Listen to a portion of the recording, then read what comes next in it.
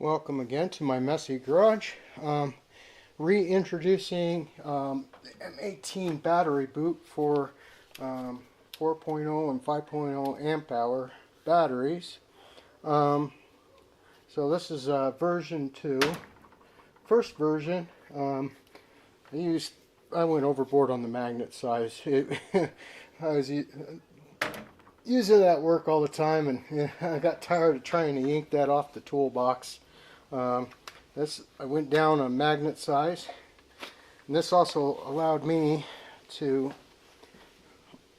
since it's smaller magnets, to overlap more on the, I don't know if you can see that, on the seam. And then I also gave it a slightly smaller profile this way because the batteries are a little bit smaller. So the screw holes are right there on the outside now.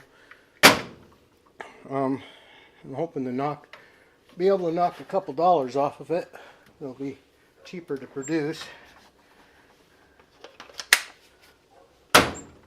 So, yep, there it is. A slightly updated battery boot.